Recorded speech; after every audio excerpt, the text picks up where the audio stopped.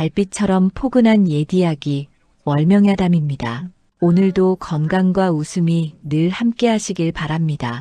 구독과 좋아요로 함께 해주시면 더 많은 이야기를 들려드릴 수 있습니다. 자, 이제 달빛 같은 이야기 속으로 함께 걸어가 보겠습니다. 옛날 옛적 한양에서 사흘길 떨어진 작은 마을에 장씨 집안이 살고 있었습니다. 집은 비록 초라했지만 그래도 기와지붕 3칸은 되었고 마당에는 감나무 한 그루가 서 있었지요. 장도연은 30대 중반의 건장한 사내였습니다. 품팔이로 근근히 살림을 꾸려가고 있었지만 효성만큼은 마을에서 소문이 자자했지요. 그런 도연에게는 한서진이라는 아내가 있었습니다. 서진은 26의 젊은 여인으로 시집 온 지 3년째였습니다. 말수는 적었지만 부지런하고 알뜰했지요. 그런데 이 집안에 근심이 하나 있었습니다. 바로 도연의 어머니 윤복희였습니다. 윤복희는 60이 넘은 나이에 기침병을 얻어 벌써 석 달째 자리에 누워 지내고 있었지요. 밤낮으로 기침을 해댔고 가래가 끊이지 않았습니다.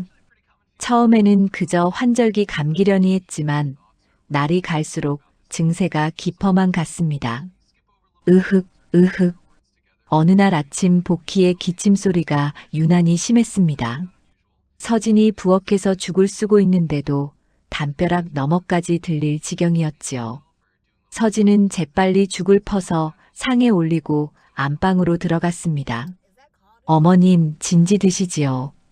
복희는 기침을 하느라 몸을 일으키지도 못했습니다. 서진이 어머님의 등을 살며시 토닥여드리니 그제야 기침이 조금 잦아들었지요. 미안하구나, 며느리. 늙은이가 짐만 되는구나. 무슨 말씀을 그리 하십니까? 어서 죽이라도 한 그릇 드시지요. 서진이 복희를 부축해 일으켜 세우니 복희의 얼굴이 핏기 하나 없이 창백했습니다. 뺨은 푹 꺼지고 입술은 갈라져 있었지요. 서진은 가슴이 철렁했지만 내색하지 않고 숟가락에 죽을 떠서 입가에 가져다 댔습니다. 조금만이라도 드셔야 기운을 차리십니다. 복희는 겨우 두어 숟가락을 넘기고는 고개를 저었습니다.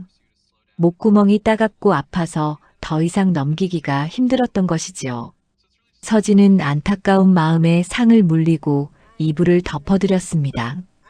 해가 중천에 이를 무렵 도연이 들에서 돌아왔습니다. 남의 집 밭을 매주고 품삯을 받아온 터였지요. 그는 대문을 들어서자마자 안방으로 달려갔습니다.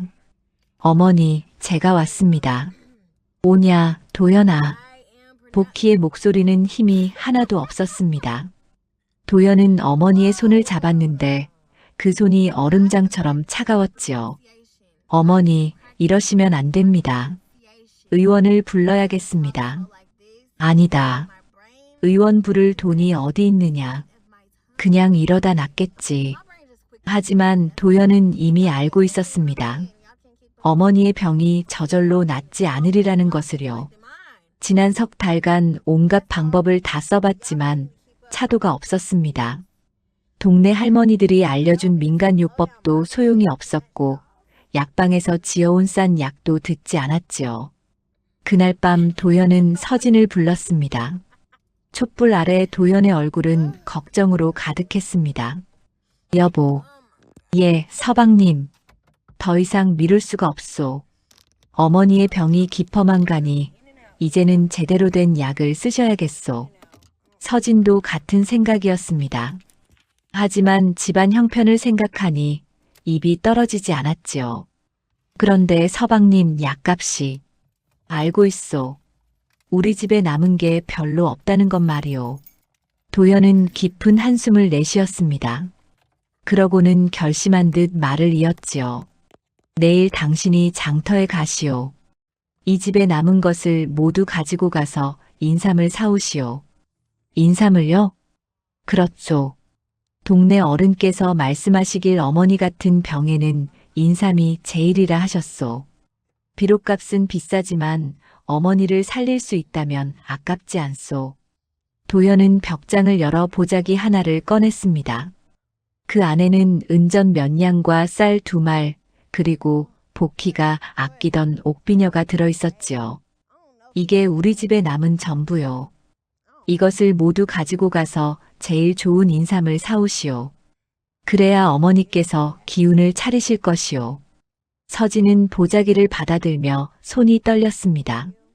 이것은 그저 돈이 아니었습니다. 장씨 집안에 남은 마지막 재산이었지요. 만약 이것으로 약을 사서도 어머님의 병이 낫지 않는다면 이 집안은 정말로 빈털터리가 되는 것이었습니다. 서방님, 제가 과연 당신밖에 없소. 내가 장터에 가면 품팔이를 놓치게 되오. 그러니 당신이 가서 제일 좋은 인삼을 골라오시오. 약재를 고르는 눈은 내가 당신만 못하다는 것을 알고 있소. 도연의 말에는 믿음이 담겨 있었습니다. 서진은 친정 외할아버지께서 약초꾼이셨던 덕에 어릴 적부터 산과 들을 다니며 약초를 배웠습니다. 비록 깊은 학문은 아니었지만 흔한 약재쯤은 분별할 줄 알았지요. 알겠습니다, 서방님. 제가 꼭 좋은 인삼을 구해오겠습니다. 서진은 보자기를 꽂아놨습니다. 그 무게가 천근만근 같았지만 동시에 책임감도 무거웠지요. 다음 날 동이 트기 전 서진은 길을 나섰습니다. 복희가 잠든 틈을 타서 조용히 집을 나왔지요. 보자기를 품에 안고 한 걸음 한 걸음 내디뎠습니다. 장터까지는 2시진 남짓 걸어야 했습니다. 해가 떠오를 무렵 서진은 고갯길에 이르렀습니다. 뒤를 돌아보니 아침 안개 속에 마을이 아득히 보였지요. 서진은 마음속으로 되뇌었습니다. 꼭 좋은 약을 구해야 한다. 어머님을 살려야 한다. 그렇게 서진은 온 집안의 희망을 등에 지고 장터로 향했습니다. 아침 햇살이 그녀의 뒷모습을 비추었지요. 그 모습은 외로워 보이면서도 동시에 단단해 보였습니다. 과연 서진은 집안의 마지막 재산으로 무엇을 사올까요? 그리고 그 선택이 장씨 집안에 어떤 운명을 가져다 줄까요? 모든 것은 이제 서진의 손에 달려 있었습니다. 해가 중천에 이를 무렵 서진은 장터에 도착했습니다. 5일장이 서는 날이라 사람들로 북적였지요. 곡식 파는 이, 생선 파는 이, 옷감 파는 이들이 저마다 목청을 높여 손님을 불러댔습니다. 서진은 사람들 사이를 비집고 들어가 약재 파는 곳을 찾아갔습니다. 장터 한쪽에는 약재상들이 늘어서 있었습니다. 말린 약초며 뿌리며 온갖 것들이 자리마다 펼쳐져 있었지요. 서진은 한 군데씩 살펴보며 걸음을 옮겼습니다. 인삼을 파는 곳을 찾아야 했으니까요. 그때였습니다. 저만치 화려한 천막 아래 커다란 상자들이 놓인 곳이 보였습니다. 50줄의 상인 노경부가 의자에 앉아 손님들을 맡고 있었지요. 그의 앞에는 빨간 천 위에 인삼 몇 뿌리가 올려져 있었습니다. 여기 인삼 보시오. 금강산 깊은 골짜기에서 캔 명품이요. 이 약을 먹으면 죽어가던 사람도 벌떡 일어난다오. 노경부의 목소리는 크고 자신만만했습니다. 서진은 조심스럽게 다가갔지요. 저기 인삼을 좀 보고 싶습니다. 노경부는 서진을 위아래로 훑어보았습니다. 남루한 옷차림에 초라한 보따리를 든 여인이었지요. 코웃음을 치며 말했습니다. 보긴 뭘 보시오. 살 것이오, 안 살 것이오? 이 귀한 약재를 아무나 만지게 할 순 없소. 살 생각이 있어서 왔습니다. 그런데 먼저 좀 살펴봐야 하지 않겠습니까? 서진의 말에 노경부는 마지못해 고개를 끄덕였습니다. 그럼 보시오. 하지만 손대지는 마시오. 서진은 천 위에 놓인 인삼을 자세히 들여다보았습니다. 얼핏 보기에는 그럴듯해 보였지요. 뿌리도 굵고 빛깔도 누르스름했습니다. 하지만 서진의 눈에는 뭔가 이상한 점들이 보이기 시작했습니다. 먼저 인삼의 결을 살폈습니다. 진짜 산삼이라면 결이 가늘고 촘촘해야 하는데 이것은 너무 듬성듬성했지요. 또 색을 보니 겉만 누렇고 속은 하얗기만 했습니다. 진품이라면 속까지 은은한 노란빛이 배어 있어야 하는데 말입니다. 서진은 외할아버지께 배운 것을 떠올렸습니다. 인삼은 향이 깊고 은은하여 코를 찌르지 않는다. 만약 향이 너무 강하거나 쓴내가 나면 다른 것을 섞었거나 묵은 것이니라. 서진은 조심스럽게 코를 가까이 대어 냄새를 맡아보았습니다. 과연 쓴내가 코를 찔렀지요. 이것은 진짜 산삼이 아닌 것 같습니다. 서진의 말에 노경부의 얼굴이 붉어졌습니다. 뭐라고? 이게 가짜라니? 아니, 계집이 무얼 안다고 함부로 말을 하는 게야. 결을 보니 촘촘하지 않고 색도 겉만 그럴듯합니다. 게다가 향도 이상합니다. 노경부는 벌떡 일어나 소리를 질렀습니다. 이보시오. 당신이 약재상이요. 내가 약재상이요? 나는 이 장터에서 30년을 약재를 팔아온 사람이요. 그런데 어디서 굴러온 계집이 가짜라고 하는 게요? 주변 사람들이 하나둘 모여들기 시작했습니다. 서진은 당황했지만 물러서지 않았지요. 저도 어릴 적부터 약초를 배웠습니다.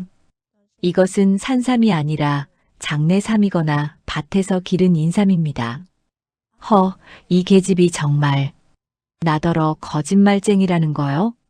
노경부는 주먹을 불끈 쥐었습니다. 하지만 서진은 침착하게 말을 이었지요. 거짓말을 하는 것은 아닙니다. 다만 제가 보기에 이것은 값어치만큼의 약효가 없어 보입니다. 얼마를 받으실 생각이십니까? 은자 5냥이요. 서진은 깜짝 놀랐습니다. 은자 5냥이면 보통 사람이 1년을 굶어야 모을 수 있는 돈이었지요. 그런데 이 의심스러운 인삼에 그런 값을 매기다니요. 너무 비쌉니다. 이것은 기껏해야 은자 반냥 값어치밖에 안 됩니다. 뭐야, 이 계집이? 장사 방해하지 말고 썩 꺼지지 못할까? 노경부가 호통을 치자 서진은 더 이상 말을 잇지 못했습니다. 주변 사람들도 수군거렸지요. 저 여인네가 괜히 시비를 거는 거 아니냐? 그러게 말이야. 노서방은 이 장터에서 오래 장사한 사람인데. 서진은 고개를 숙이고 그 자리를 떠났습니다. 가슴이 답답했지만 어쩔 수 없었지요. 하지만 포기할 수는 없었습니다. 어머님을 살릴 약을 구해야 했으니까요. 서진은 다른 약재상들을 둘러보았습니다. 하지만 인삼을 파는 곳은 노경부 말고는 없었지요. 값도 모두 비슷하게 비쌌습니다. 서진은 한숨을 내쉬며 장터를 천천히 걸었습니다. 그러다 한쪽 구석진 곳에 이르렀습니다. 거기에는 늙은 할멈 하나가 낡은 멍석 위에 약초 몇 가지를 펼쳐놓고 있었지요. 도라지며 더덕이며 하찮아 보이는 것들 뿐이었습니다. 서진은 그냥 지나치려다가 문득 발걸음을 멈췄습니다. 멍석 한쪽에 시들어 보이는 뿌리 하나가 놓여 있었기 때문입니다. 얼핏 보면 그저 말라비틀어진 도라지 뿌리 같았지요. 하지만 서진의 눈에는 뭔가 다르게 보였습니다. 서진은 무릎을 꿇고 앉아 그 뿌리를 자세히 살폈습니다. 결이 가늘고 촘촘했습니다. 색은 탁해 보였지만 속을 보니 은은한 빛이 배어 있었지요. 코를 가까이 대자 깊고 그윽한 향이 올라왔습니다. 이것은 보통 도라지가 아니다. 서진은 외할아버지께서 하신 말씀을 떠올렸습니다. 산에서 오래 자란 도라지는 인삼 못지않은 약효가 있느니라.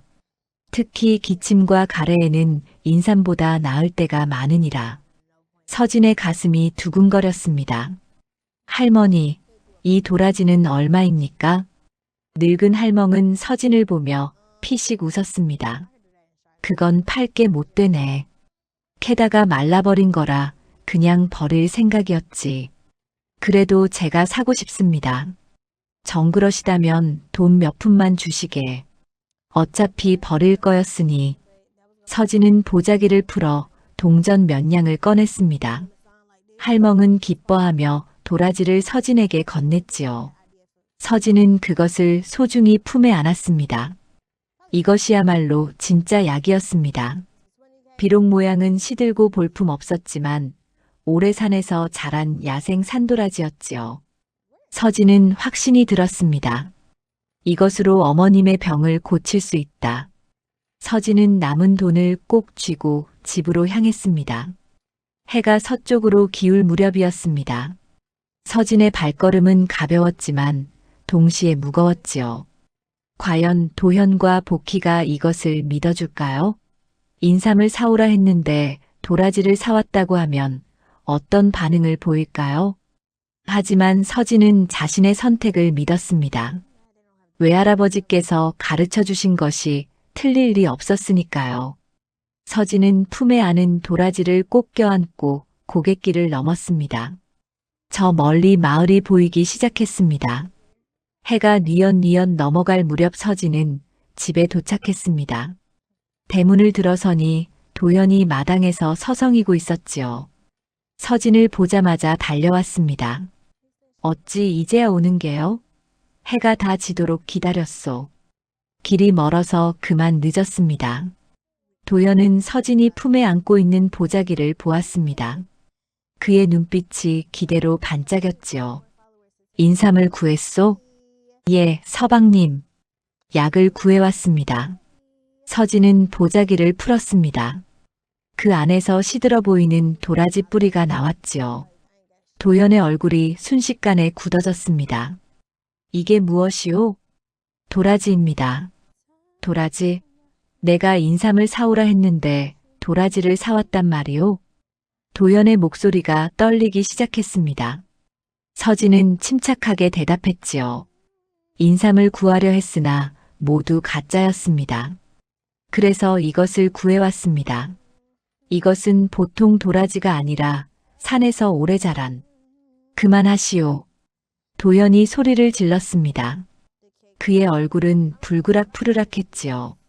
내가 당신을 얼마나 믿었는데, 집안에 남은 전 재산을 모두 맡겼는데, 그런데 고작 도라지 한 뿌리를 사왔단 말이오?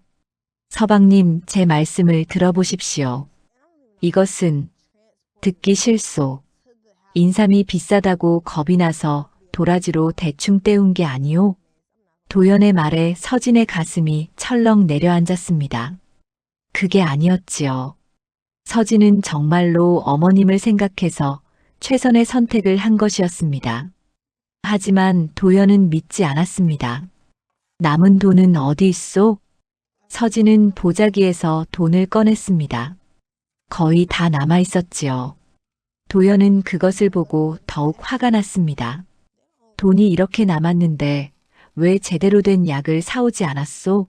아껴서 무엇하려고? 아낀 게 아닙니다. 장터에 있던 인삼은 모두 가짜였습니다.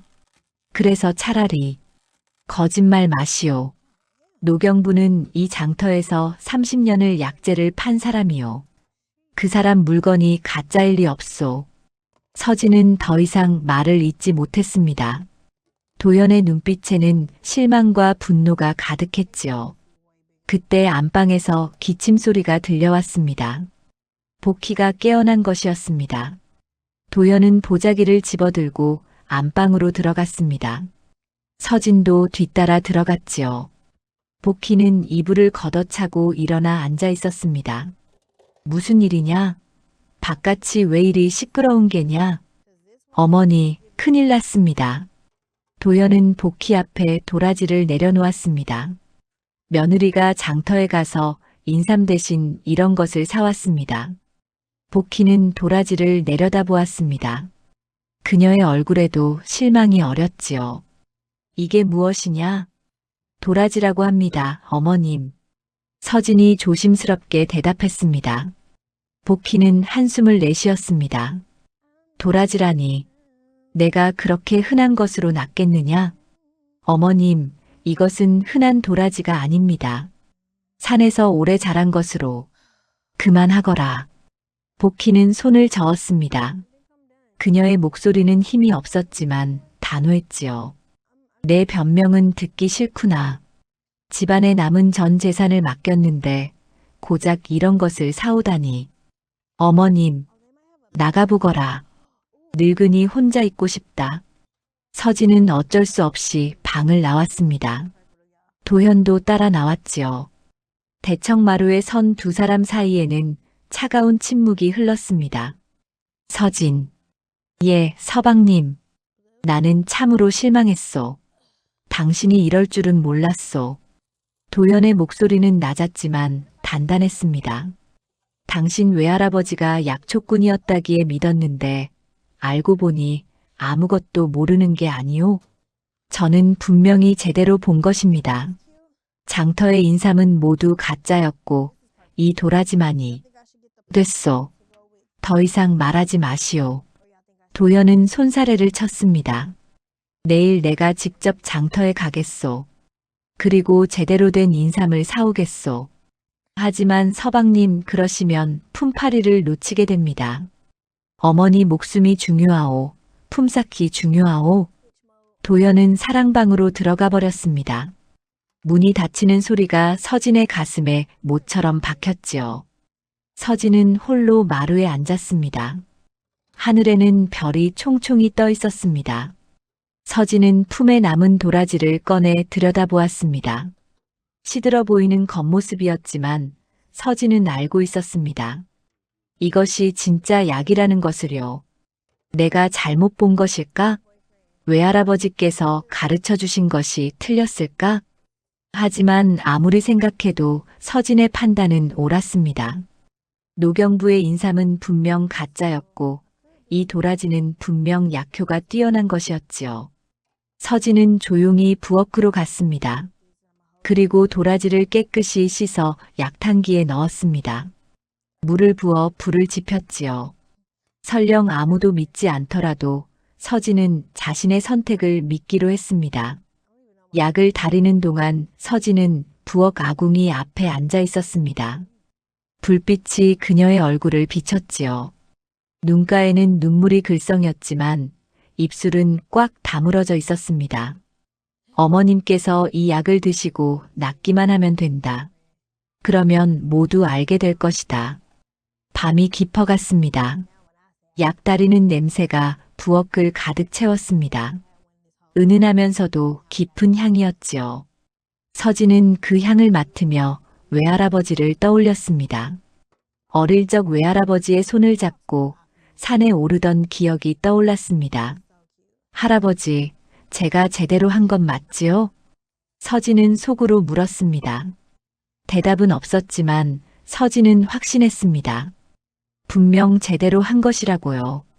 약이 다 다려졌습니다.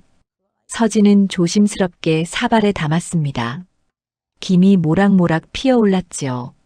서진은 그것을 들고 안방으로 향했습니다. 안방 문 앞에서 서진은 잠시 망설였습니다. 안에서는 복희의 거친 숨소리가 들렸지요. 서진은 용기를 내어 문을 두드렸습니다. 어머님, 약을 다려왔습니다. 대답이 없었습니다. 서진은 조심스럽게 문을 열고 들어갔습니다. 복희는 이불을 뒤집어 쓰고 누워 있었지요. 어머님, 이것을 드셔보십시오. 분명 효험이 있을 것입니다. 복희는 고개를 돌렸습니다. 그녀의 눈빛은 차갑고 쌀쌀했지요. 내가 그런 것을 먹을 것 같으냐? 어머님, 가거라. 내 정성은 고맙지만 나는 그것을 먹지 않겠다. 서진은 사발을 들고 한참을 서 있었습니다. 하지만 복희는 끝내 고개를 돌린 채 눕기만 했지요. 서진은 어쩔 수 없이 방을 나왔습니다. 복도에 나와 선 서진의 두 뺨으로 눈물이 주르륵 흘렀습니다. 억울했습니다. 분했습니다. 하지만 무엇보다 안타까웠지요. 어머님께서 이 약만 드시면 나을 텐데 아무도 믿어주지 않았습니다. 서진은 사발을 들고 마루에 앉았습니다. 식어가는 약을 내려다보며 한숨을 내쉬었습니다. 그때 뒤에서 발소리가 들렸습니다. 도현이었습니다. 아직도 안 자고 뭐 하는 게요? 약이 식을까봐 그냥 있었습니다.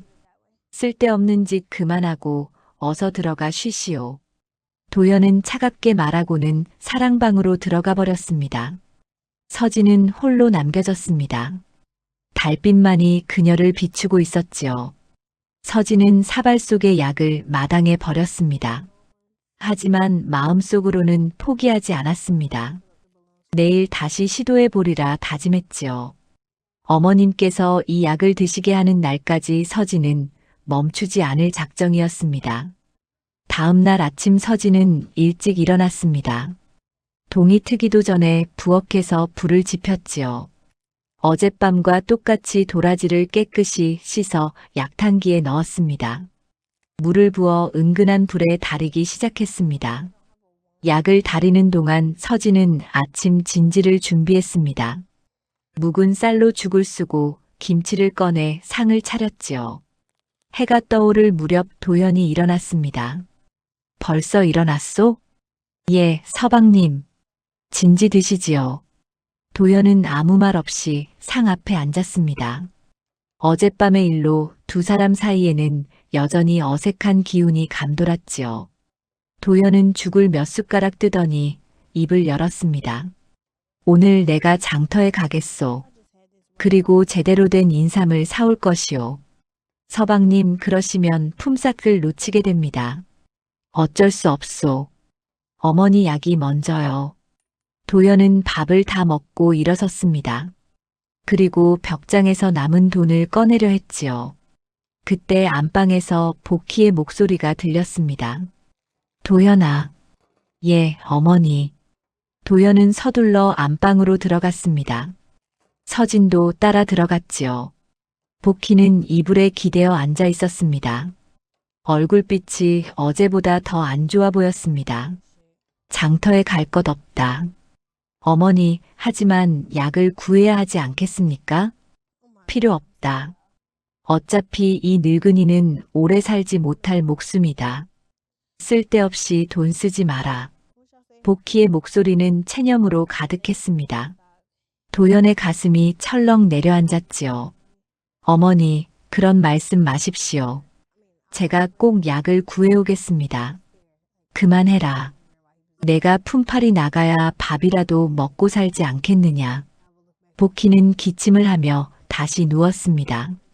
도연은 어쩔 줄 몰라 했지요. 서진이 조심스럽게 입을 열었습니다. 어머님, 제가 달인 약이라도 드셔보시지 않겠습니까? 그것은 싫다고 했다. 하지만 어머님, 드셔보지도 않으시고 나가거라. 늙은이 혼자 있게 해다오. 복희는 이불을 뒤집어 썼습니다. 도연과 서진은 어쩔 수 없이 방을 나왔지요. 도연은 한참을 망설이다가 결국 품팔이를 나가기로 했습니다. 어머니 말씀도 그러셨고 당장 먹고 살 길이 막막했으니까요. 그럼 다녀오겠소. 예, 조심히 다녀오십시오. 도연이 대문을 나서자 서진은 다시 부엌으로 향했습니다. 아궁이에서는 여전히 약이 다려지고 있었지요. 은은한 향이 부엌 가득 퍼졌습니다. 서진은 약이 다 다려지기를 기다렸습니다. 그리고 정성스럽게 사발에 담았지요. 김이 모락모락 피어올랐습니다. 서진은 그것을 들고 다시 안방으로 향했습니다. 문을 두드렸지만 대답이 없었습니다. 서진은 조심스럽게 문을 열고 들어갔지요. 복희는 이불 속에 웅크리고 있었습니다. 어머님, 약을 가져왔습니다. 가져가거라. 먹지 않을 것이니 한 모금만이라도 드셔보십시오. 분명 몸에 좋을 것입니다. 서진은 사발을 복희 곁에 놓았습니다. 하지만 복희는 고개를 돌린 채 대꾸도 하지 않았지요. 서진은 한참을 기다렸습니다. 그러다 조용히 방을 나왔습니다. 낮 동안 서진은 집안일을 했습니다. 빨래를 하고 마당을 쓸고 밭에 물을 주었지요. 하지만 마음 한구석은 늘 무거웠습니다. 어머님께서 약을 드시지 않으시니 걱정이 태산 같았습니다. 해가 기울 무렵 서진은 다시 안방을 찾았습니다. 문을 열어보니 아침에 놓아둔 사발이 그대로 있었지요. 약은 차갑게 식어 있었습니다. 어머님, 복희는 대답이 없었습니다. 서진은 가까이 다가갔습니다. 복희는 잠들어 있었지요. 거친 숨소리가 들렸습니다. 이마에 손을 대보니 뜨겁게 열이 올라 있었습니다. 서진은 깜짝 놀랐습니다. 열까지 나시다니. 서진은 얼른 찬물에 수건을 적셔 복희의 이마에 얹어드렸습니다. 그리고 차가운 약을 다시 데웠지요. 잠시 후 따뜻해진 약을 들고 다시 방에 들어왔습니다. 복희는 여전히 잠들어 있었습니다. 서진은 복희를 조심스럽게 깨웠습니다. 어머님, 잠깐만 일어나 보십시오. 복희가 신음하며 눈을 떴습니다. 눈빛이 흐릿했지요. 목이 마르지 않으십니까? 이것 좀 드시지요. 서진은 숟가락에 약을 떠서 복희의 입가에 가져다 댔습니다. 복희는 거부하려 했지만 너무 목이 말랐던지 한 모금 입에 머금었습니다. 약이 목으로 넘어가자 복희의 얼굴에 작은 변화가 일었습니다. 씁쓸하면서도 은은한 맛이었지요. 생각보다 나쁘지 않았습니다. 한 모금만 더 드시지요. 서진은 다시 숟가락을 떠서 올렸습니다. 복희는 이번에는 거부하지 않고 받아 마셨지요. 그렇게 몇 모금을 더 먹고 나서야 복희는 손을 저었습니다. 이제 됐다. 더 드셔야 합니다, 어머님. 배가 부르다. 내일 먹겠다. 복희는 다시 눕고 말았습니다. 하지만 서진은 희망을 보았습니다. 적어도 몇 모금이라도 드셨으니까요. 서진은 남은 약을 부엌에 두고 나왔습니다. 해가 완전히 지고 도연이 돌아왔습니다. 온몸에 흙먼지를 뒤집어 쓰고 있었지요. 서진이 물을 떠다 드리자 도연은 씻으며 물었습니다. 어머니는 어떠시오? 열이 나셔서 걱정입니다. 도연의 얼굴이 굳어졌습니다. 약은 드셨소? 서진은 잠시 망설이다가 대답했습니다. 조금 드셨습니다. 조금이라니? 제가 달인 도라지 약을 몇 모금 드셨습니다. 도연은 미간을 찌푸렸습니다. 하지만 더 이상 뭐라 하지는 않았지요. 어차피 다른 약이 없었으니까요. 내일은 어떻게 하시렵니까? 내일도 품팔이를 나가야겠소. 어머니께서도 그러라 하셨으니. 도연은 한숨을 쉬며 사랑방으로 들어갔습니다. 서진도 부엌으로 가서 저녁을 준비했지요. 그날 밤 서진은 잠을 이루지 못했습니다. 안방에서 들려오는 복희의 기침 소리가 귓전을 때렸습니다. 서진은 몇 번이나 일어나 복희의 이마에 찬 수건을 갈아들였지요. 다음 날 아침도 똑같았습니다. 서진은 일찍 일어나 약을 다렸습니다. 그리고 복희께 가져다 드렸지요. 이번에는 복희가 조금 더 쉽게 받아 마셨습니다. 맛이 어떠십니까? 그저 그렇다. 복희는 여전히 퉁명스러웠지만 예전보다는 부드러워 보였습니다. 서진은 조금씩 희망을 품었지요. 사흘이 지났습니다. 서진은 매일 아침 저녁으로 약을 다려 복희께 올렸습니다. 처음에는 몇 모금씩이었지만 점점 양이 늘어났지요. 복희도 이제는 거부하지 않고 받아 마셨습니다. 그리고 나흘째 되는 날이었습니다. 아침에 일어난 도연이 깜짝 놀랐습니다. 안방에서 기침 소리가 들리지 않았기 때문입니다. 도연은 서둘러 안방으로 갔지요. 문을 열어보니 복희가 이불을 개고 앉아 있었습니다. 얼굴빛이 어제보다 훨씬 좋아 보였지요. 어머니, 괜찮으십니까? 응, 오늘은 좀 낫구나. 복희는 미소까지 지었습니다. 도연은 놀라움을 감추지 못했습니다. 정말이십니까? 기침은요? 아침부터 한 번도 안 나왔다. 신기하지 않으냐? 도연은 기뻤지만 동시에 혼란스러웠습니다. 대체 무엇 때문에 어머니께서 나아지신 걸까요? 설마 서진이 달인 그 도라지 약 때문일까요? 그때 서진이 약을 들고 들어왔습니다. 어머님, 아침 약입니다. 복희는 사발을 받아들고 한 모금 마셨습니다. 그리고 고개를 끄덕였지요. 오늘은 맛이 더 좋구나. 서진의 얼굴에 환한 미소가 번졌습니다. 도연은 두 사람을 번갈아 보았습니다. 뭔가 변화가 일어나고 있었습니다. 분명한 변화가 말입니다. 며칠이 더 지났습니다. 복희의 상태는 날로 좋아졌습니다. 기침은 거의 사라졌고 가래도 많이 줄었지요. 얼굴에는 혈색이 돌기 시작했고 밥맛도 되찾았습니다. 도연은 신기하면서도 믿기지 않았습니다. 어머니, 정말 괜찮으십니까? 그래. 이상하게도 몸이 한결 가벼워졌다. 오랜만에 마당에라도 나가보고 싶구나. 복희는 서진의 부축을 받아 대청마루에 나와 앉았습니다. 햇살이 따스하게 내리쬐었지요. 복희는 눈을 감고 햇빛을 쬐었습니다. 아, 좋구나. 얼마 만에 이렇게 밖에 나와보는지 모르겠다. 도연은 그런 어머니를 보며 흐뭇해했습니다. 하지만 한편으로는 의아했지요. 정말로 그 도라지 약 때문에 나으신 걸까요? 아니면 그냥 때가 되어 자연스럽게 나으신 걸까요? 그날 오후였습니다. 마을 어른인 이만석이 장씨 집을 찾아왔습니다. 이만석은 70줄의 노인으로 마을에서 가장 나이가 많았지요. 젊은 시절 한양에서 약방을 하다가 고향으로 돌아온 분이었습니다. 장형 씨 계시오? 예, 어르신. 어서 들어오십시오. 도연은 반갑게 이만석을 맞았습니다. 이만석은 대청에 올라앉으며 주위를 둘러보았지요. 오늘 지나가다가 이상한 약 냄새가 나서 들렀다네. 혹시 누가 아프신가? 예, 어머니께서 석 달째 기침병을 앓고 계십니다. 그래. 그런데 약 냄새가 예사롭지 않던데. 무슨 약을 쓰고 있나? 도연은 잠시 망설였습니다. 도라지 약이라고 말하기가 민망했지요. 그때 서진이 부엌에서 나왔습니다. 제가 다린 약입니다, 어르신. 무슨 약인가? 도라지입니다. 이만석의 눈이 커졌습니다.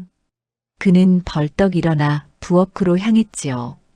아궁이에서는 여전히 약이 다려지고 있었습니다. 이만석은 코를 가까이 대고 냄새를 맡았습니다. 이건 보통 도라지가 아니군. 예. 도연과 서진이 동시에 물었습니다.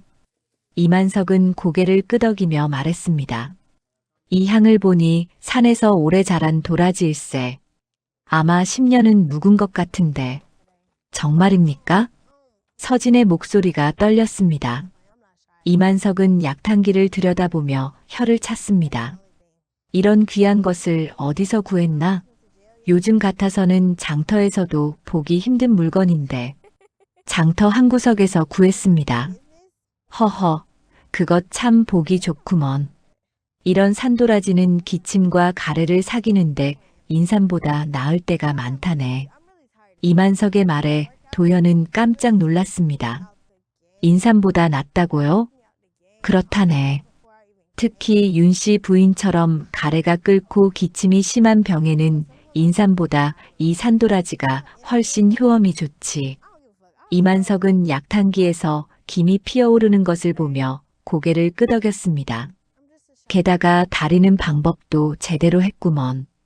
은근한 불에 오래 달여야 약성이 제대로 우러나는데 이렇게 할 줄 아는 사람이 흔치 않지.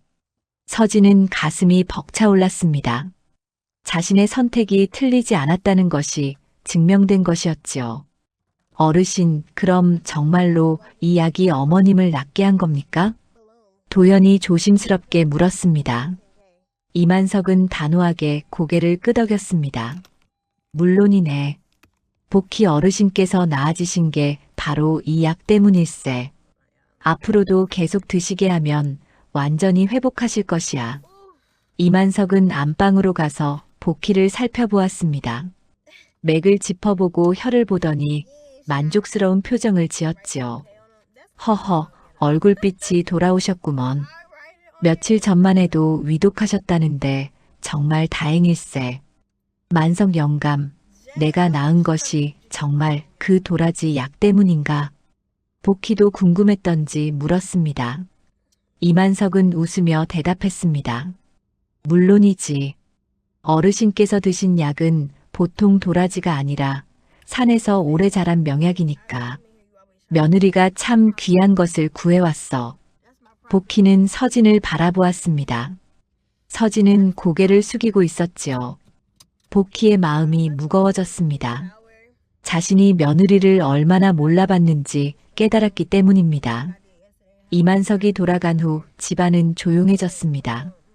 도연은 마루에 앉아 멍하니 마당을 바라보고 있었지요. 서진은 부엌에서 저녁을 준비하고 있었습니다. 해가 뉘엿뉘엿 넘어갈 무렵 도연이 부엌으로 들어왔습니다. 서진은 깜짝 놀라 돌아보았지요. 서방님, 무슨 일이십니까? 도연은 한참을 말없이 서 있다가 입을 열었습니다. 여보. 예, 서방님. 내가 미안하오. 도연의 목소리는 낮고 떨리고 있었습니다. 서진은 손에 들고 있던 칼을 내려놓았지요. 무슨 말씀을? 당신이 옳았소. 그 도라지가 진짜 약이었소. 내가 당신을 믿지 못해서 정말 미안하오. 도연은 고개를 숙였습니다. 서진의 눈시울이 붉어졌습니다. 서방님, 고개를 드십시오. 저야말로 서방님을 걱정시켜드렸습니다. 아니요. 당신은 아무 잘못이 없소. 오히려 집안을 구한 은인이요. 도연은 서진의 손을 잡았습니다. 거칠고 투박한 손이었지만 따뜻했지요. 내가 당신을 너무 몰라봤소. 당신 외할아버지께서 가르쳐 주신 것이 얼마나 귀한 것인지, 당신이 얼마나 지혜로운 사람인지 이제 알았소. 서진은 눈물을 훔쳤습니다. 그동안 쌓였던 서러움과 억울함이 한꺼번에 쏟아졌지요. 서방님, 앞으로는 당신을 믿겠소. 그리고 당신 판단을 존중하겠소.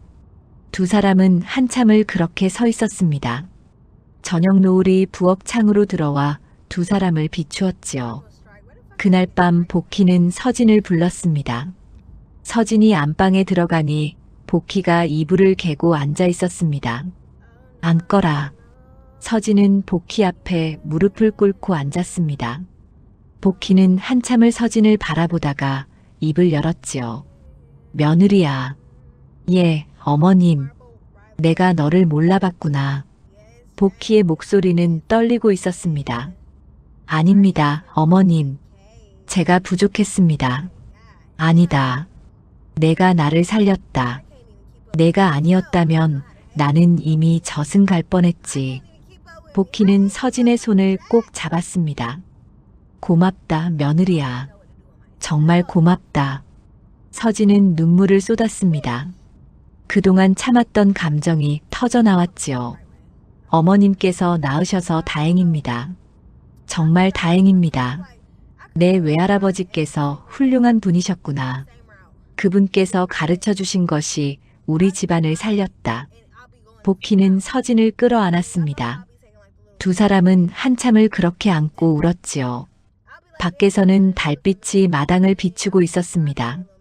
도연은 사랑방 창가에 앉아 하늘을 바라보고 있었습니다.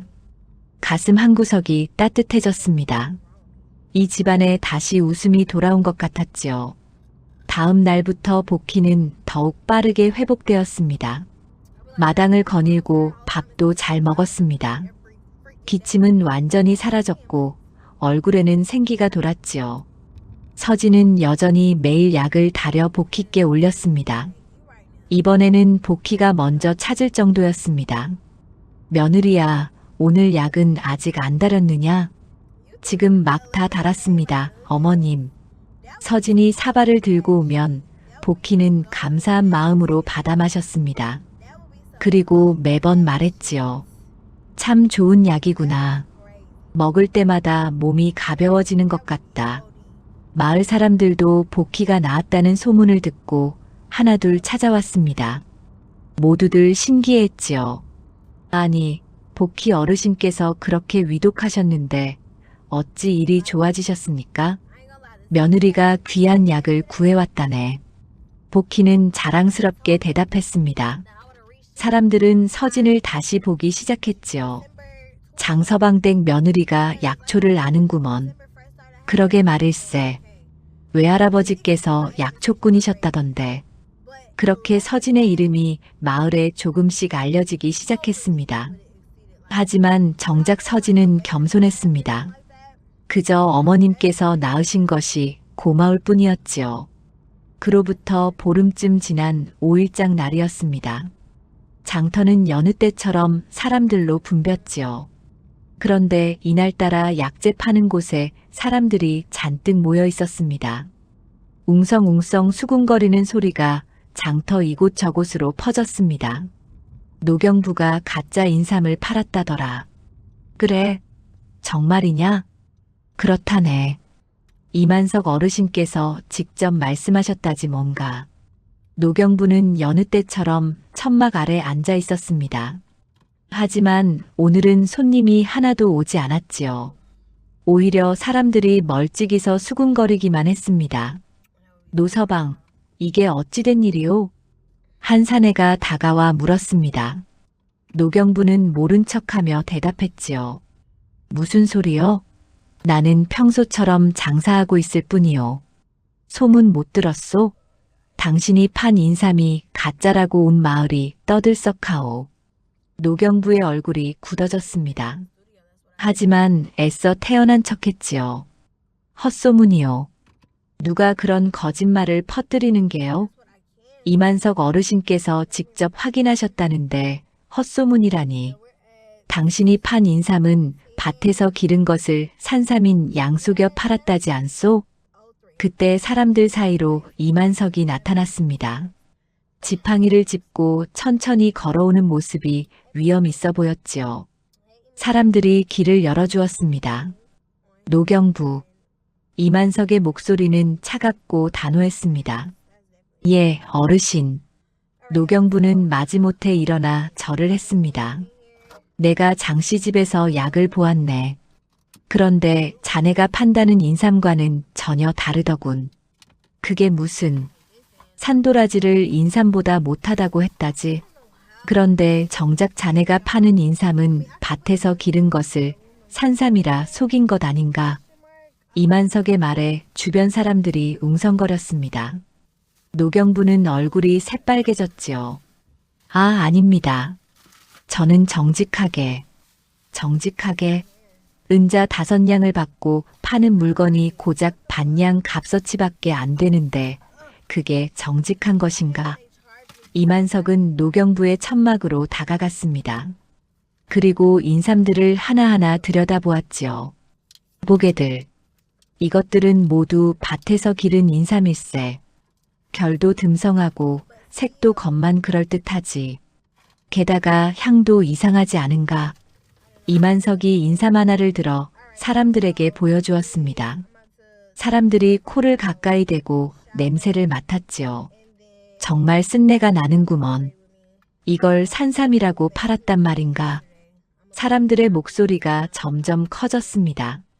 노경부는 땀을 뻘뻘 흘렸지요. 여러분, 오해입니다. 이것은 분명 산삼이. 거짓말 마시게. 이만석이 단호하게 말했습니다. 나는 젊은 시절 한양에서 약방을 했네. 산삼과 밭삼의 차이쯤은 눈 감고도 알 수 있지. 자네는 사람들을 속였어. 저는 그뿐인가. 장씨 집 며느리가 산도라지를 샀을 때 자네가 뭐라고 했나? 계집이 무얼 안다고 했지? 알고 보니 그 며느리가 자네보다 훨씬 약재를 잘 보는 것 아닌가. 이만석의 말에 사람들이 고개를 끄덕였습니다. 그 얘기는 이미 마을에 퍼져 있었지요. 맞아. 장서방댁 며느리가 이 사람 인삼이 가짜라고 했었지. 그때 이 사람이 며느리를 쫓아냈지 않았나? 정말 파렴치한 놈이로구먼. 사람들의 비난이 쏟아졌습니다. 노경부는 점점 궁지에 몰렸지요. 여러분, 제발 들어보십시오. 저도 속은 겁니다.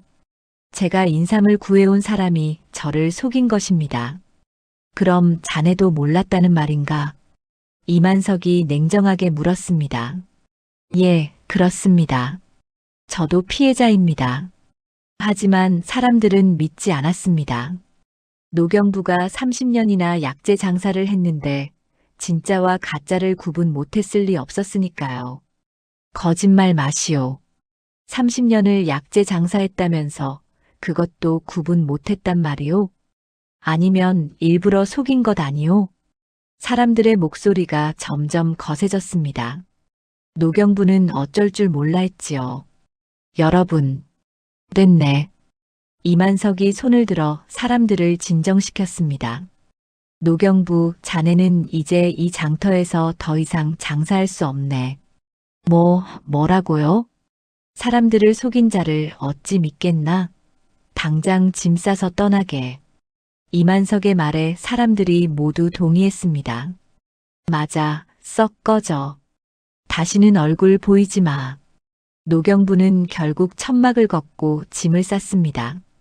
사람들의 야유를 받으며 장터를 떠났지요. 그의 뒷모습은 초라하기 짝이 없었습니다. 노경부가 떠나자 사람들은 이만석에게 물었습니다. 어르신, 그럼 이제 누구한테 약재를 사야 합니까? 장씨집 며느리를 찾아가 보게. 그 며느리는 약재를 제대로 아는 사람이니까.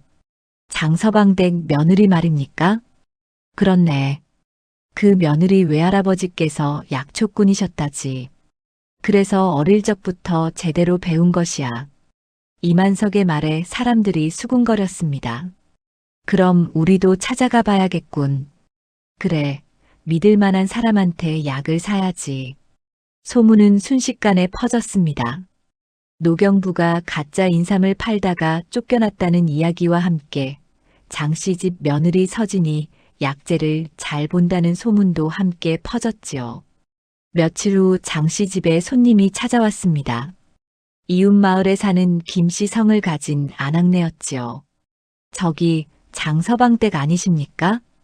예, 그렇습니다. 무슨 일로 오셨습니까? 서진이 대문 앞에 나와 물었습니다. 소문을 듣고 왔습니다. 댁 며느리께서 약재를 잘 아신다지요? 아, 그게.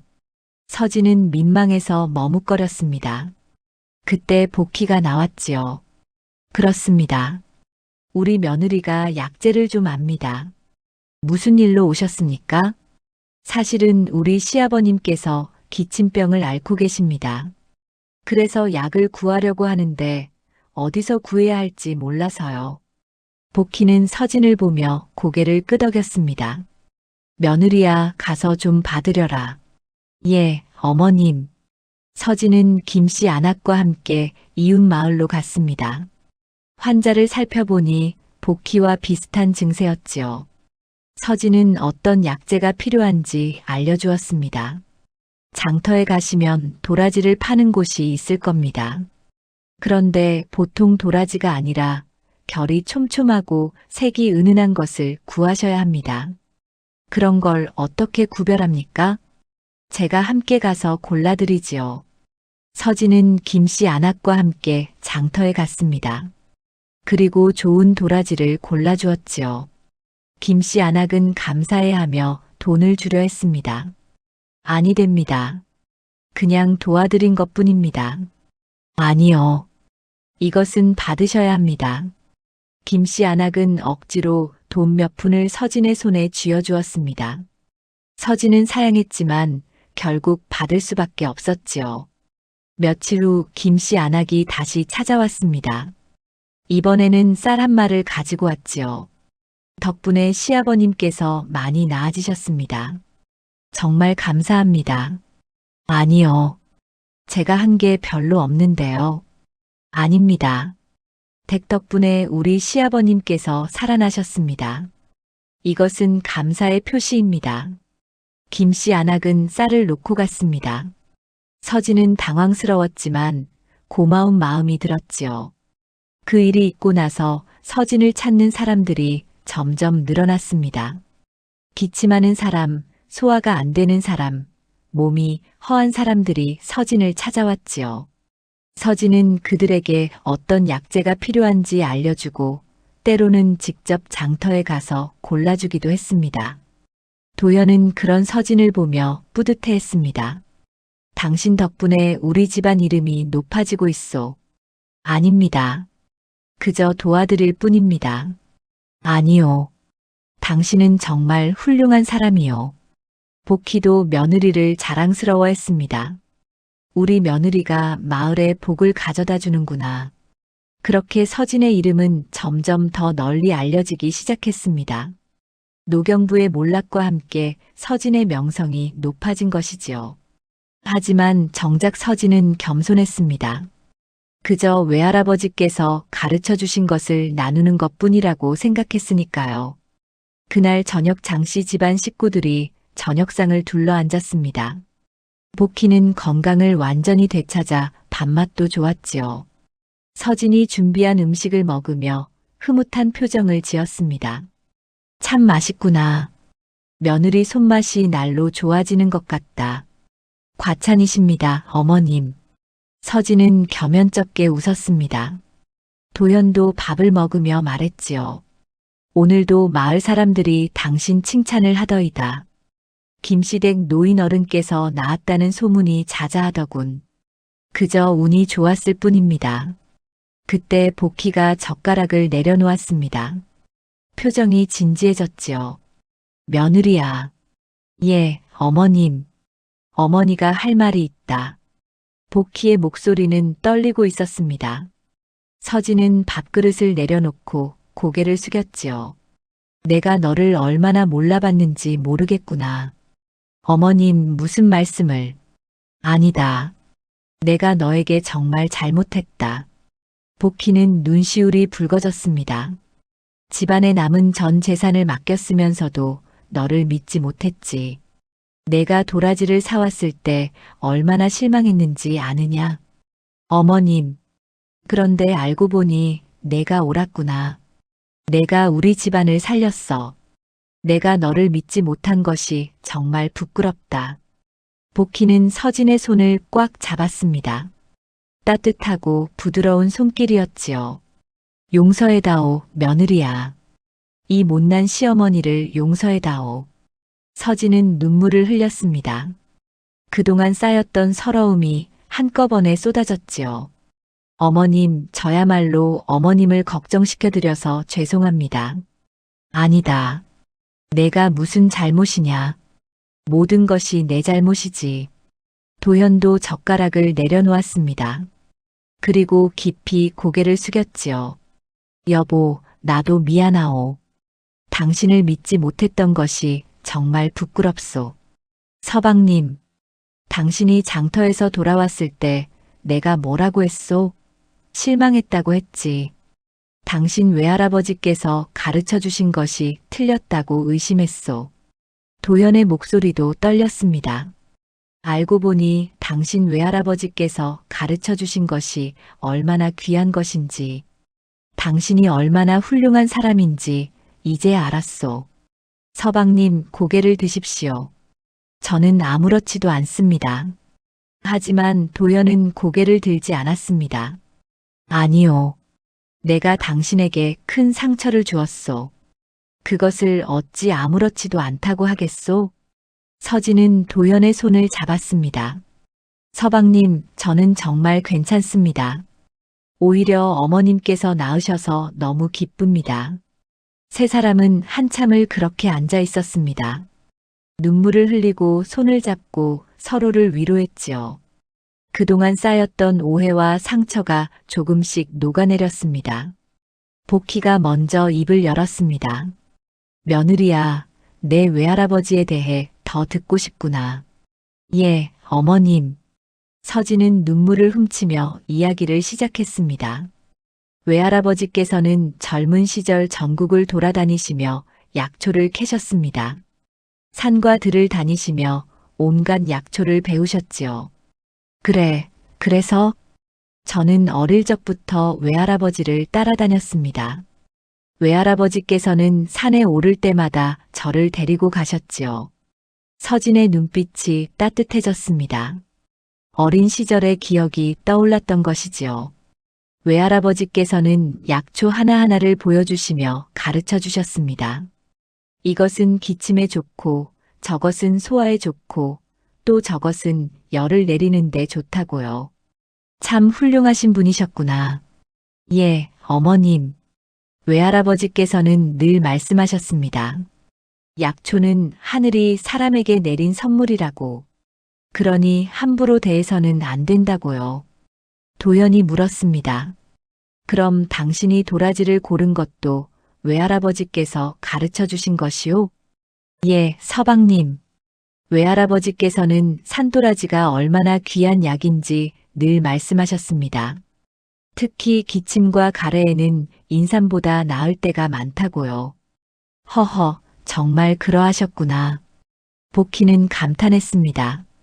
그런데 며느리야, 외할아버지께서는 지금 어디 계시느냐? 서진의 얼굴이 어두워졌습니다. 돌아가셨습니다. 제가 15살 때. 아이고, 그랬구나. 미안하다, 며느리야. 괜찮습니다, 어머님. 외할아버지께서는 돌아가시기 전에 저에게 말씀하셨습니다. 배운 것을 잊지 말고 사람들을 돕는 데 쓰라고요. 서진은 외할아버지의 마지막 말씀을 떠올렸습니다. 병상에 누워 계셨지만 눈빛만은 여전히 맑았던 외할아버지의 모습이 생생했지요. 그래서 내가 지금 사람들을 돕고 있구나. 예, 어머님. 외할아버지의 가르침을 헛되이 하지 않으려고 노력하고 있습니다. 복희는 서진을 끌어안았습니다. 정말 고맙다, 며느리야. 내 외할아버지께서도 하늘에서 기뻐하고 계실 게다. 그날 밤 세 사람은 오래도록 이야기를 나누었습니다. 서진은 외할아버지께서 가르쳐 주신 약초 이야기를 들려주었고, 복희와 도연은 진지하게 들었지요. 그럼 쑥은 어떤 병에 좋습니까? 쑥은 몸을 따뜻하게 해주고 피를 맑게 합니다. 특히 여인네들 병에 좋지요. 오, 그렇구나. 그럼 생강은? 생강은 속을 따뜻하게 하고 감기를 물리칩니다. 서진이 설명할 때마다 복희와 도연은 고개를 끄덕였습니다. 며느리가 얼마나 많은 것을 알고 있는지 새삼 깨달았지요. 다음 날 아침 복희는 마을 사람들을 만났습니다. 그리고 자랑스럽게 말했지요. 우리 며느리가 약초를 아는 게 다 외할아버지 덕분이랍니다. 외할아버지께서 약초꾼이셨거든요. 아, 그렇군요. 그래서 그렇게 약재를 잘 보시는군요. 그렇습니다. 어릴 적부터 배웠으니 아는 게 많지요. 복희는 며느리를 칭찬하는 것이 즐거웠습니다. 예전에는 며느리를 의심했던 자신이 부끄러웠지만 이제는 그저 자랑스러웠지요. 며칠 후 또 다른 사람이 찾아왔습니다. 이번에는 옆마을 박씨 성을 가진 양반이었지요. 장서방댁 며느리께서 계십니까? 예, 무슨 일로 오셨습니까? 서진이 나와 물었습니다. 박씨 양반은 정중하게 절을 했지요. 소문을 듣고 왔습니다. 저희 어머님께서 몸이 허하신데 어떤 약을 쓰면 좋을지 여쭙고자 합니다. 들어오십시오. 서진은 박씨 양반을 안으로 모셨습니다. 그리고 자세히 증세를 물어보았지요. 어르신께서 몇 살이십니까? 올해 70입니다. 어떤 증세가 있으십니까? 기운이 없고 입맛이 없으십니다. 또 다리에 힘이 없어 걷기가 힘드십니다. 서진은 잠시 생각했습니다. 그리고 조심스럽게 말했지요. 그럼 녹용이나 인삼이 좋겠습니다. 하지만 값이 비싸니 염려 마십시오. 돈은 얼마든지 있습니다. 다만 어디서 진짜를 구할 수 있을까요? 제가 함께 가서 골라드리겠습니다. 서진은 박씨 양반과 함께 한양까지 갔습니다. 그곳에는 큰 약재상들이 많았지요. 서진은 하나하나 살피며 진품을 골라주었습니다. 이것이 진짜 녹용입니다. 빛깔을 보십시오. 은은하면서도 윤기가 흐르지 않습니까? 오, 정말 그렇군요. 그리고 이것은 산삼입니다. 결이 가늘고 촘촘하며 향이 깊습니다. 박씨 양반은 감탄했습니다. 정말 대단하십니다. 젊은 나이에 이렇게 약재를 잘 아시다니. 과찬이십니다. 외할아버지께서 가르쳐 주신 것뿐입니다. 박씨 양반은 감사의 표시로 돈을 주었습니다.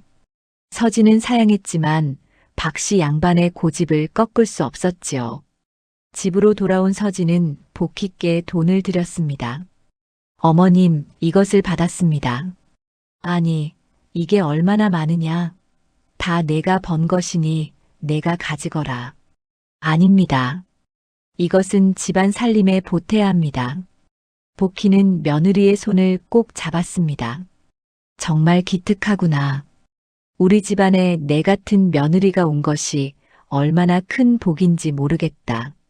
그렇게 서진의 명성은 점점 더 높아져 갔습니다.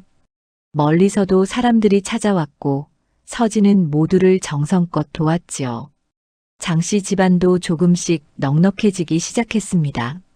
서진의 지혜가 집안을 일으킨 것이었습니다. 계절이 바뀌어 가을이 왔습니다. 황금빛 들판에는 곡식이 익어가고 하늘은 높고 푸르렀지요. 그 사이 장씨 집안에도 큰 변화가 일어났습니다. 이웃 마을에 기침병이 돌기 시작한 것은 가을이 깊어질 무렵이었습니다. 날씨가 쌀쌀해지면서 어른아이 할 것 없이 기침을 하는 사람들이 늘어났지요. 사람들은 걱정스러운 얼굴로 서로 물었습니다. 이번 기침병이 심상치 않은 것 같소. 그러게 말이오. 우리 집 아이들도 며칠째 기침을 멈추지 않으니 약방에 가봤지만 별 차도가 없더이다. 소문을 들은 서진은 가만히 있을 수가 없었습니다. 복희께 말씀드렸지요.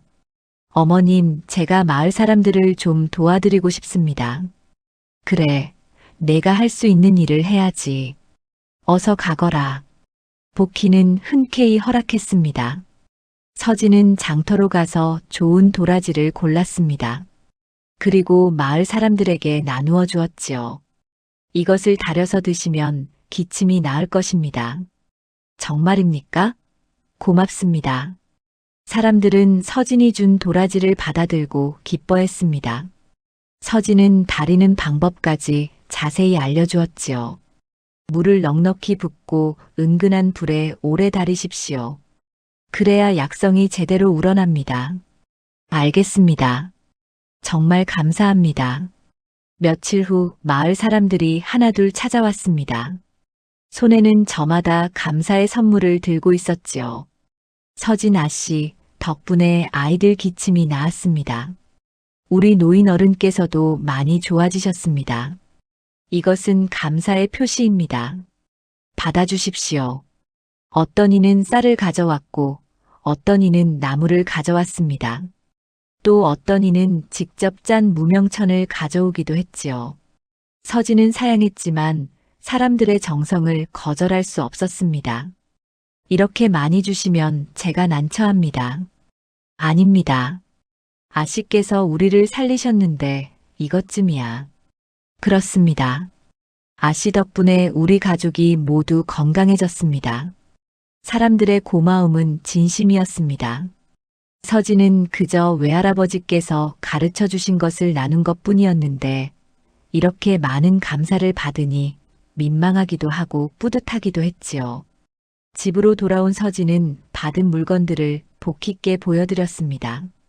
어머님, 이것들을 모두 받았습니다. 복희는 물건들을 보며 흐뭇한 미소를 지었습니다. 사람들이 내 마음을 알아주는구나. 송구스럽습니다. 제가 한 것이 별로 없는데 이렇게 많이 주시니. 아니다.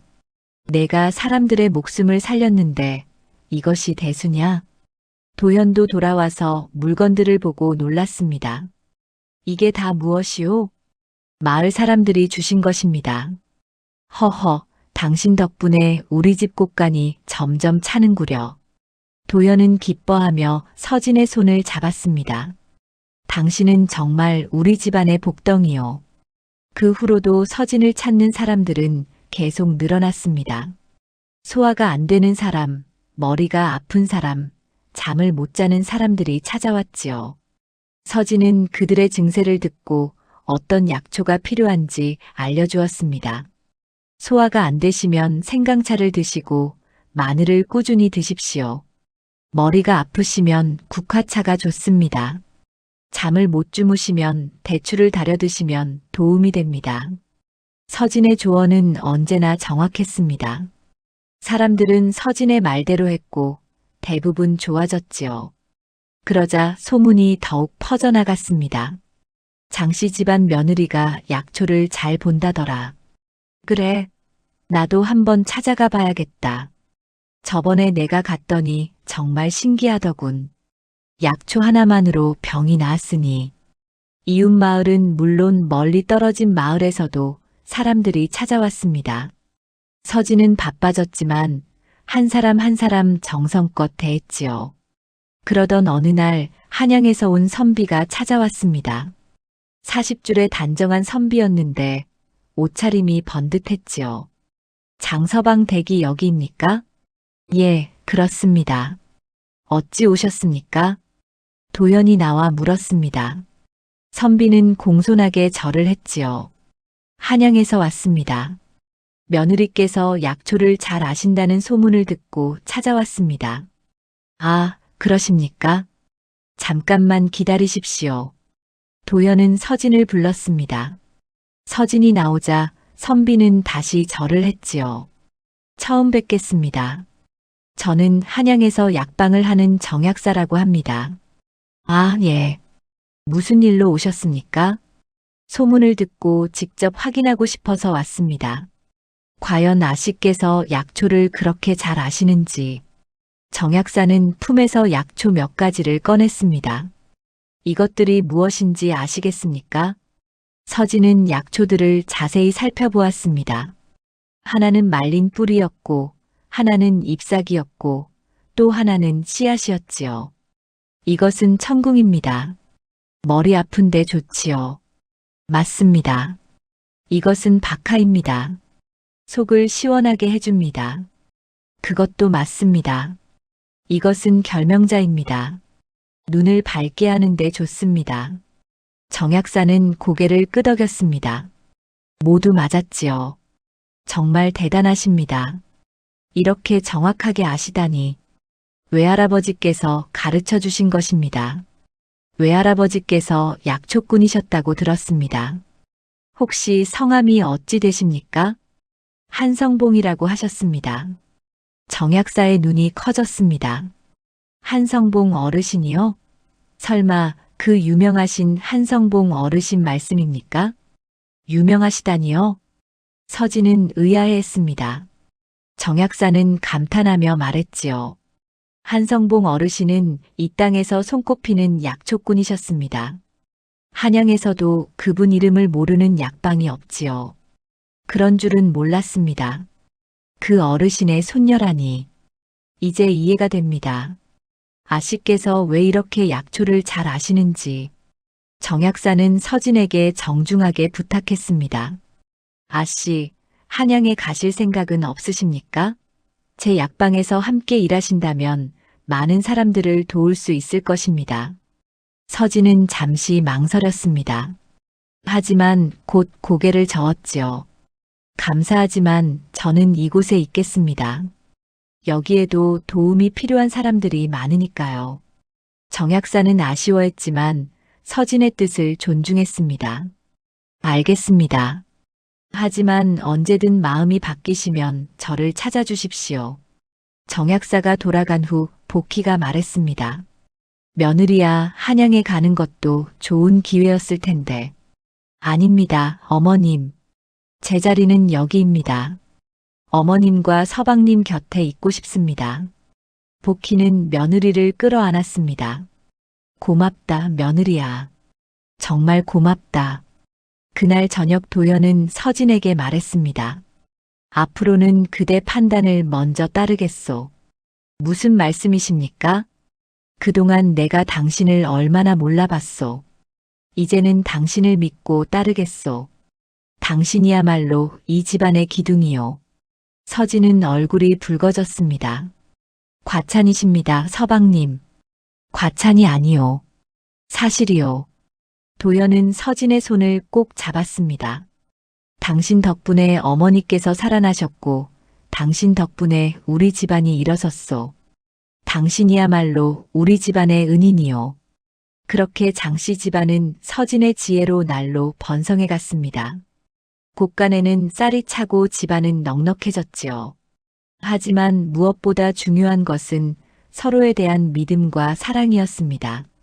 복희는 건강을 완전히 되찾아 마을 사람들과 어울리며 지냈고, 도연은 품팔이를 하면서도 늘 서진을 자랑스러워했습니다. 서진은 외할아버지께서 가르쳐 주신 것을 사람들과 나누며 보람을 느꼈지요. 어느 날 저녁 세 식구가 마루에 앉아 하늘을 바라보고 있었습니다. 별이 총총히 빛나고 있었지요. 참 좋은 세상이구나. 복희가 감회에 젖어 말했습니다. 그렇습니다, 어머님. 서진이 대답했습니다. 도현도 고개를 끄덕였지요. 우리 셋이 이렇게 건강하게 함께 있는 것만으로도 감사하오. 세 사람은 서로를 바라보며 미소 지었습니다. 별빛이 그들을 비추고 있었지요. 그 모습은 평화롭고 따뜻했습니다. 장씨 집안은 그렇게 행복하게 살아갔습니다. 서진의 지혜가 집안을 일으켰고 서로에 대한 믿음이 집안을 든든하게 지켰습니다. 마을 사람들은 말했지요. 장씨 집안만큼 화목한 집안도 드물다. 그러게 말일세. 며느리 덕을 톡톡히 보는구먼. 며느리가 저렇게 훌륭하면 시어머니도 편하지. 그렇습니다. 진정한 지혜는 다른 사람을 돕는 데 쓰일 때 빛을 발하는 법입니다. 그리고 진정한 행복은 서로를 믿고 사랑할 때 찾아오는 법이지요. 장씨 집안은 그것을 온몸으로 보여주었습니다.